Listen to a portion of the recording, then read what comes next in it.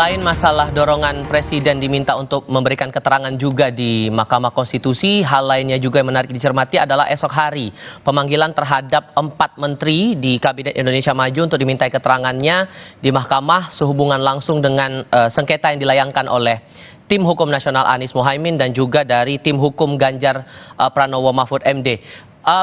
Merespons dari hal ini juga Bang Ferry, sejauh mana kemudian bisa mencermati pernyataan dari 4 menteri ini dan bisa membuktikan ada dugaan kecurangan itu tadi, Bang Ferry? Ya, kalau kemudian para pihak mencoba termasuk sebenarnya kan begini, pemanggilan para menteri itu dibatasi hanya hakim konstitusi yang bisa melakukan elaborasi berupa pertanyaan-pertanyaan. Jadi fungsi para pihak hanya menyaksikan ini problematikanya. Sehingga itu akan menjadi indikator penting apakah mahkamah betul-betul mampu memberikan pertanyaan-pertanyaan yang akan membongkar berbagai peristiwa yang dicurigai oleh para pemohon. Pada titik lain, jika mahkamah kemudian tidak mampu menggali, para pihak tidak diberikan kesempatan untuk memberikan pertanyaan yang bagi saya sangat penting untuk dilakukan, dan itu adalah hak mereka di dalam proses pengadilan. Jadi agak janggal juga sifat mahkamah membatasi bertanya, padahal ini saksi-saksi yang memiliki hak yang sama di hadapan hukum, meskipun jabatannya menteri dengan saksi-saksi yang lain. Oleh karena itu, besok akan sangat bergantung kepada MK. Satu, apakah pertanyaan itu akan bisa memperlihatkan telah terjadi kecurangan, atau akan mengarah bagaimana perbuatan curang dilakukan selama pemilu, dan kemudian bagaimana kebijakan dan peran berbagai penyelenggara negara, terutama juga presiden, dalam menentukan politik gentong babi, terutama dana bansos digelontorkan.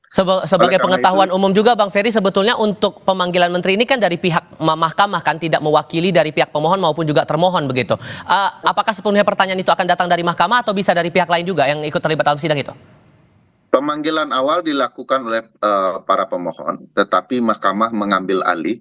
Mereka lah yang akan melakukan pemanggilan. Tentu saja itu jauh lebih kuat ya, mahkamah memanggil. Cuman mahkamah menentukan bahwa hanya mereka yang boleh bertanya. Nah, ini problematika tersendiri ya, mahkamah tidak memperkenankan pihak-pihak untuk bertanya. Kan sebenarnya pihak Bang Habib juga punya hak ya, untuk memberikan pertanyaan, mengkonter hal-hal yang sebelumnya patut diduga itu adalah perbuatan curang. Jadi semua pihak sebenarnya harusnya diberikan kesempatan bertanya. Oke, di sisi lain juga sudah ada respon dari menteri-menteri yang akan dipanggil esok ini, termasuk salah satunya adalah Menteri Sosial Tri Risma hari ini. Ia menyatakan siap hadir memenuhi panggilan MK untuk diminta keterangannya dalam sidang esok hari. Kita coba dengarkan terlebih dahulu ya, Bang. Itu aja. Aku ngomong apa ya, aku nggak tahu besok ngomong apa. Ditanya apa belum tahu. Tapi besok pasti datang ya. Ya datang lah, diundang lah. Insya Allah. Ya nggak tahu, aku belum tahu pertanyaannya. Iya kan, tergantung pertanyaannya toh. Partai sendiri ada arahan itu Bu? Nggak ada. Kalau dari Pak Jokowi? Nggak ada. Di satu sisi dari pemohon menyatakan bahwa ada imbas bansos yang mempengaruhi suara dari pemilihan presiden. Tapi di sisi lainnya juga dari pihak terkait menyatakan bahwa ya ini tidak ada kaitan sama sekali terutama dengan bansos. Melihat dinamika ini terutama dipanggilnya Menteri Sosial dalam sidang esok hari, gimana dinamikanya menurut Anda, Bang Ferry? Ya biasalah ya, antar para pihak tentu membangun argumentasi masing-masing.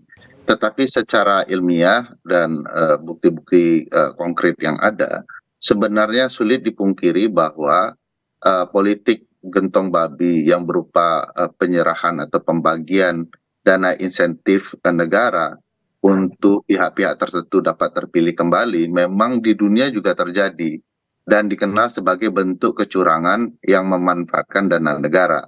Jadi sebenarnya konsep bansos, BLT, PKH dan lain-lain sebagai politik gentong babi memang dikenal jamak oleh teman-teman kepemiluan sebagai bentuk kecurangan. Nah besok saya yakin ya mahkamah juga mengenal konsep ini sebagai bentuk kecurangan, dan kalau diingat kasus beberapa di pilkada ya, Seibu Raijua dan Kota Waringin yang dulu pernah terjadi, konsep-konsep gentong babi dalam bentuk-bentuk yang kurang lebih sama juga terjadi. Oleh karena itu, tinggal besok Mahkamah melakukan pertanyaan-pertanyaan yang bisa mengungkap fakta-fakta. Misalnya, kenapa yang digunakan data untuk pembagian bansos bukanlah data dari Kementerian Sosial, tetapi malah kepada kementerian koordinator tertentu yang bukan tugas mereka secara undang-undang dan ketentuan yang ada. Nah, ini kan pertanyaan penting yang bisa memperlihatkan bagaimana dana insentif berupa Oke. bansos itu ditimpangkan untuk kepentingan pemilu. Oke, saya coba ke Bang Habib kembali kalau begitu. Bang Habib masih mendengar suara saya, Bang? Oke, Bang Habib, besok ini kan 4 menteri dipanggil oleh Mahkamah Konstitusi, dan salah satunya adalah menteri yang terafiliasi dengan 02, Pak Erlangga Hartarto. Apakah ini tidak akan menjadi tantangan nanti saat akan digali atau mendengar keterangannya? Sejauh mana nanti akan mencermati keterangan itu? Ya, yang saya pahami besok itu kan pemberi keterangan, ya, bukan saksi. Nah, karena itu dalam konteks konflik kepentingan saya pikir tidak relevan. Begitu juga kan ada Ibu Risma kan menteri dari PDI Perjuangan, ya, nggak akan ada masalah. Cuma mereka hanya akan ditanya, ya kan, apa yang mereka praktekkan dalam kerjakan sebagai kapasitas sebagai menteri terkait. Ya, dari disitulah menurut saya akan terbuka semua, ya, bahwa tuduhan-tuduhan tersebut tidak benar adanya. Bagaimana nanti dibuka misalnya kesepakatan awal, perencanaan awal, ya, minute of meetingnya, pemberian bansos. Lalu dibuka juga bagaimana siklus distribusi bansos. Kemudian juga alasan-alasan misalnya mekanisme distribusi bansos yang dikatakan berubah. Apakah karena memang ada penyederhanaan? Kalau dulu kan penyederhanaan ini yang saya dengar karena ada kasus tipikor, ya, di mana Menteri Sosial sebelum Bu Risma, ya, juga kader partai politik tertentu ditangkap tangan melakukan korupsi dana bansos, dan masih banyak kasus-kasus terkait bansos yang memang belum selesai. Apakah penyederhanaan itu, ya kan, ya, semacam shortcut itu alasannya itu nanti sama-sama kita dengar. Sehingga kalau saya sih, ya, saya kan di DPR, saya tahu banget, ya, bagaimana soal bansos dan lain-lain ini gitu loh. Bagaimana disepakati di komisi berapa, partai-partai apa saja, kemudian ketika implementasi juga bahkan di level pileg, saya tahu persis, ya, ada kekuatan-kekuatan tertentu yang menikmati memang mengklaim bansos ini, bahkan secara administrasi. Beda dengan pilpres, ya, di mana persaingannya adalah persaingan ideologis. Ketika pileg ada oknum-oknum yang mengadministrasi distribusi bantuan, bukan hanya bansos sebetulnya.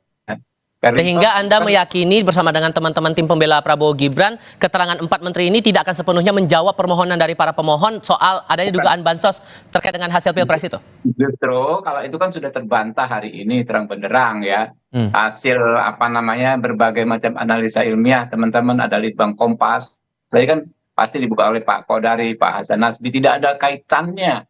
Karena bansos misalnya di luar negeri kami menang juga gitu loh, cukup telak gitu loh, padahal nggak ada bansos, ya.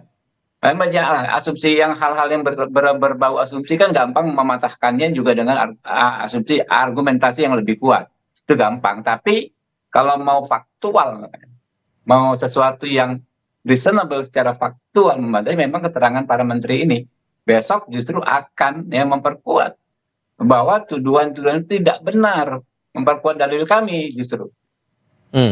Oke.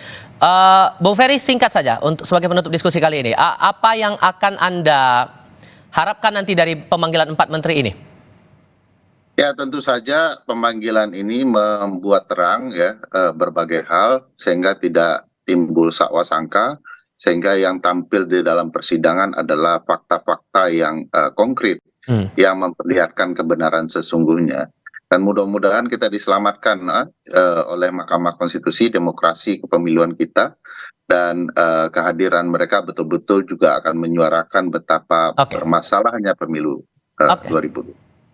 Besok pukul 8 pagi di ruang sidang pledo Mahkamah Konstitusi. Terima kasih Bang Ferry dan Bang Habibur Rahman juga terima kasih sudah berdiskusi bersama kami. Selamat sore semuanya.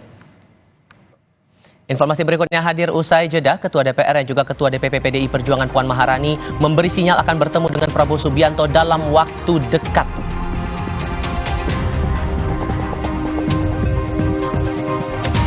Wakil Ketua Umum Partai Gerindra Habibur Rahman bilang rencana pengguliran hak angket kecurangan pemilu di DPR tidak jadi. Laporan lengkapnya usai jeda berikut.